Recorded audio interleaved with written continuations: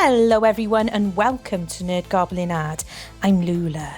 I say recently, months ago, I found these on Temu. Now, I don't believe they are actually designed to be like open bezels, but I think they work well as them. These ones I think possibly are. But it doesn't actually say in the descriptions at all. So I'm going to be using some Let's Resin coloured UV. I have the dark type that they very, very kindly sent me. And I also have some Pearl Essence. And they are listed in the description box down below. I can't find my specific tape for sticking down we're going to call them bezels. So I'm hoping that the packaging tape is going to be okay. It's that the problem is it's likely to cause a kind of a sticky residue. But that's fine. We can sort it out. It just means that it means a little bit of extra work, which we know that I don't like, but there we are. So gloves are required, and just like that, magic, and we have gloves. So I'm not gonna lie, they are going to be a little bit fiddly, especially these ones. This is why I'm starting with these smaller bat ones, because yes, they're going to be a little bit fiddly, but if you don't mind doing kind of fiddly like things, it's fine, it's all good, and it's completely doable. You'll see that it's doable because I do it. Haha. I'm going to start off with using blue cayenne and these lovely little bat pendants, necklaces. They have, well, the bat shape, and then in the middle you can see that it's perhaps a moon. There you go, I've brought you a bit closer to see, and there's little ghosts in there. Aren't they lovely? So, as I say, a little bit fiddly. The pearlescence UVs are definitely a lot thicker than the coloured UV, but even the coloured UV is a little bit thick compared to, it's just the way it is, but it's doable. Get your silicone tool and you're fine. You can manipulate it, you can move it round, you can maybe put a dot down of it and have a little bit more control. I do think that I possibly should have used a cocktail stick for getting into the smaller areas, but it's fine. And as you can see, I totally manage. It's all good. It's all hip and it's all groovy, but it's just being that little bit more patient. And no, it is not for the faint-hearted, not by any means, especially if you need vision enhancers, glasses. I am getting to that point where I'm thinking I need to start. I do need to see an optician, but it's doable. You can get the magnifying glass things and everything like that. But yeah, like I said, it's just being patient. And if you want to create something that's perhaps a little bit different, and have control over all your colours and stuff like that, this is perfect. Whether you make them for yourself, if you make them for family or friends, or if you make them to go in, to go to artisan fairs with, or even if you have shop spaces, you're gonna get different. You get to decide on the colours, and they can be quite unique, and that's what you want, when you go to markets and stuff like that. A lot of the time, a lot of the jewellery and stuff can be a little bit samey. So check that out. It took a minute. It took a little minute, but it's all good.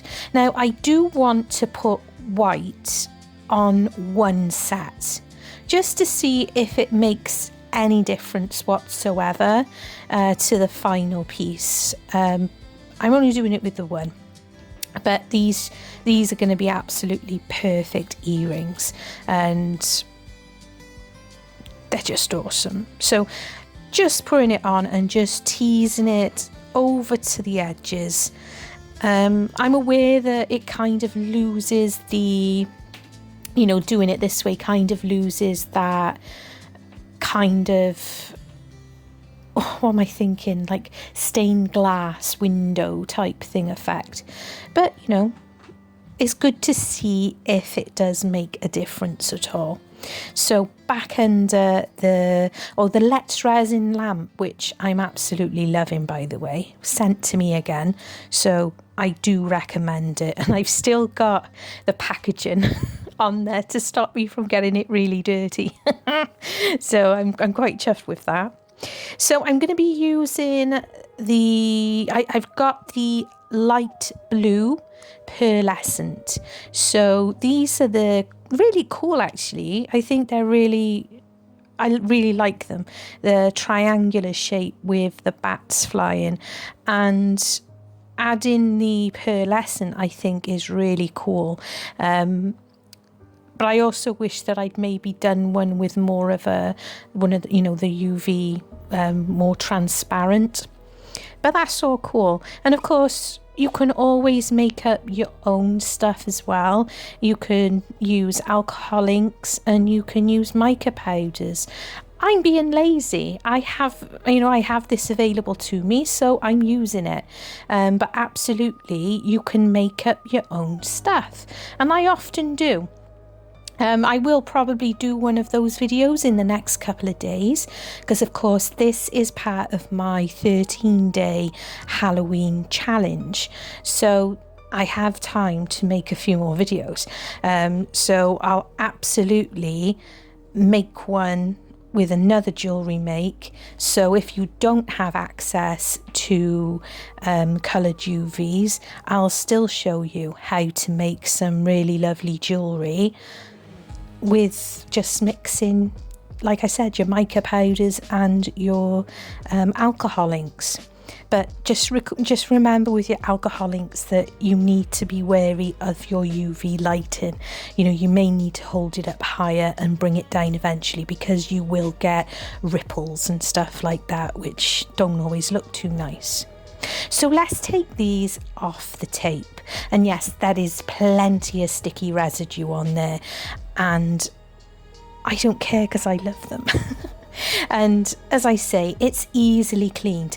And if it's not so easily cleaned, if you do find that it's not coming off too easily, you can always put a very thin layer of clear UV on there, and that'll just take away that issue. But I quite like having the, you know, the metal sitting on top there. So I clean them up fine. I use a little bit of isopropyl alcohol with a micro brush and also a wipe, and it really does clean off. It cleans off really nicely. So I'm going to use the purple pearlescent type on the second pair of the triangle bat earrings. Now, I am not going to recommend using packaging tape. I'm really not. But I really want to get this video done, and try as I might, I could not find my tape, and I have a very, very nasty suspicion that it fell out of the, I keep it on a overhanging tub on my hobbycraft trolley, and it kind of sits above my bin. And I'm thinking, because one of my cats in particular likes to try and get up on top of my hobbycraft trolley to get into any of my necklaces and stuff like that, and I'm thinking he possibly knocked it down and it went in the bin without me noticing. So I'm ordering some more, so that should be here in time for the next video I do on jewellery making. But once again, using my silicone tool, and of course using a long net lighter is absolutely perfect for dealing with any bubbles. Now, I will say that as I do love this pearlescent type UV resin, but it is a bit stinky. It is definitely stinky compared to the other UV resins, you know, and some of them do have a little bit, you know, you get used to it after a while, but this one is stinky. Oh, look at the blue ones. I like these.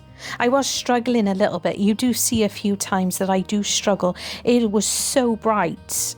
It was a really cloudy day, you know, white clouds just cut, and for some reason my camera, it just wasn't playing ball. So I really did have to play about quite a few times with the with my filters to make sure we were getting good shots. But I really like those. But I think you can see as well that they would look really cool with maybe a bit of a black alcohol ink and some glitter. Oh yes, that would be very nice. I think that would be very nice. We'll make sure we do that next time. So these, I absolutely love these ones. I love bats. I call them sky puppies. And I really love them. And when I saw these, I was like, I gotta have those. Absolutely. So this is black. I'm just using a black UV resin on the bat. And I have decided as well that that's kind of a moon type thing that you hang. Anyway, that's what I'm going to be doing. With this one, the first time, I basically do two of these. Yes, I do. I'm trying to remember because this was this morning and this is this evening when I'm doing my edit. I do find the second time round doing this particular one, it was better to use my UV torch after each colouring because it is a bit more detailed, and because I'm adding on a few different colours at once, I did have an issue now and again with colours trying to run into each other. So on my second go round, I do use a UV torch between colours just to ensure that I didn't cause any colour matching up. The orange is really lovely actually, the dark type orange. I do have the pearlescent one, but I don't think it's orange enough. So I decided not to use that at all in this make. And I think I'll be going for green for the stalks on the pumpkins. It wasn't too, this one wasn't too bad. I was struggling a little bit to get any of the UV resin into the bat's ears. That's the only part that I really struggled with.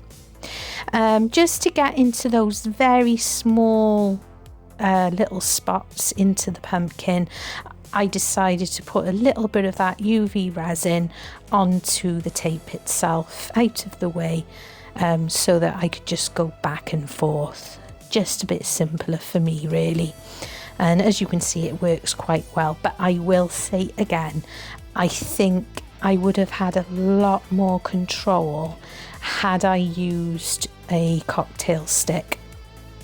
But lesson learned, we'll do that for next time.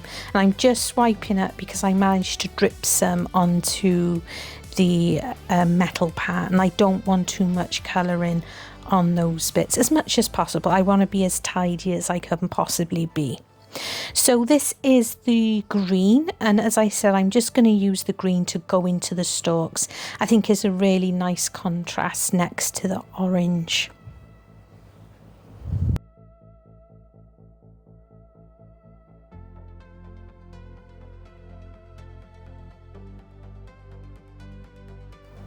And this is the yellow that's going into what I consider to be the moon, maybe. It's not a bad yellow, to be fair. You know, where UV resins are, you know, consider it's not too bad at all. Part of me did consider doing a white, but I have a few more of these and there's time. So you can see there where I've just poured in this blue, it kind of went to run over a little bit into the bat. So that's why I do decide on my second one that I would, well, not even fully cure, just, and you know, just give it enough of the light just to, so things wouldn't run into each other. That blue is really lovely though. I really like that blue. It's a very pretty colour. So a little bit with the long neck lighter. And while that's curing, the purple ones can come out. And this purple is really very pretty. Really like that. And off they come. Definitely looking forward to getting proper tape. I think these are really nice. And just think, you could do these in many different colours. If memory serves, with these ones, I believe they come in sets of 3, and they were less than £1. I think that's really good, especially if, you know, you're working on them, and then if you are selling them in a shop space, you know, you can make a little bit of money on that. I think that's a good thing. It's not always, you know, about that, I know, but I know a lot of you do sell your stuff, so it's worth thinking about. So on this one, I am using brown on the bat. It looks a little, you know, it's not as dark. I think I preferred the black UV resin on the bat, but I don't know, you'll have to let me know in comments. But as you can see, as I said, I'm using the UV torch in between, but not for, you know, I'm not sitting there for 2 minutes at a time. I'm just making sure that it's at the point where it's not going to be going anywhere. Well, not that it's going anywhere, that it doesn't mingle too much with any other colours if they accidentally drop on there, basically. And this time with the pumpkins, the set comes with, the dark type set comes with 2 oranges. You get light orange and dark orange, and I just thought it gave it, you know, it might not pick up so much on the camera, but to the naked eye it does look a lot natural, so to speak. It gives a nice little bit of tonage there, so never be afraid to mix them up a little bit, you know, the similar colours. Definitely. And once again with the green,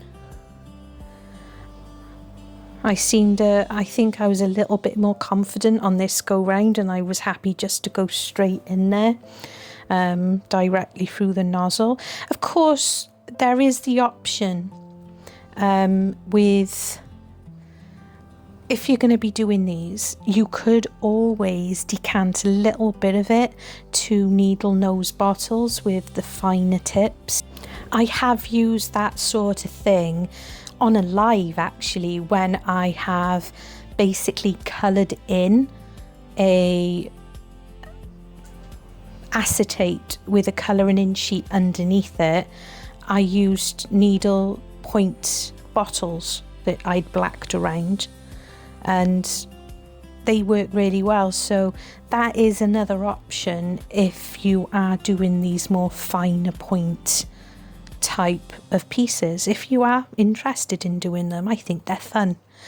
So I've just added some pearlescent blue as the background. Now, I'm not sure if I prefer this one to the other. You'll see when we and, you know, take them out of the tape. So this is the one with just the regular UV resin with the blue. I think it is beautiful. I really do like it. It's probably, out of all of these today, these ones, the two, they're my favourite. I do have some witches wearing hats with but they're really detailed, so I'm not sure about them. But I really like this, and I'm just going to show you quickly how I get rid of that sticky residue. So I've sprayed some isopropyl alcohol onto my silicone mat, and I've just got one of my micro brushes, just rubbed it all around there to areas that were, you know, a bit more delicate, and then I've basically put my wet wipe through the isopropyl alcohol as well, that's on the mat, and just really rubbed it around. It not only got rid of that sticky residue, but it also, there was a few marks on this pendant as well, so I'm quite happy with that. It does come off, and it has come off all the other pieces. Just that, you know, you saw it was a few moments. With the other one, I decided to put a white backing on just to see if it made much of a difference. So let's have a look at this one. This is the one with the pearlescent blue and the brown UV with the bat. Now, I think I prefer the other one. I'm just going to clean this one off because it is sticky. And even wearing my gloves, it is irritating through the gloves when when you go to pick it and it's like sticks to you. A little bit was wanted to live down inside that pumpkin. But what do you think? I think I prefer the other one. Maybe a mixture. I definitely prefer the bats with the black UV. So we've got these ones. Now these are fun. They're just little ghosts, and they make me think of you know, the ghosts in like the Super Mario games. that's what the shape reminded me of. And what I wish I'd done is drawn the, you know, really goofy faces on them, you know, with their teeth and their tongue sticking out. You know the ones I mean. I'm positive I haven't dreamt that up.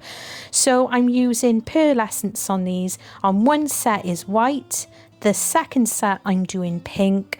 On the third set I'm going to be doing blue.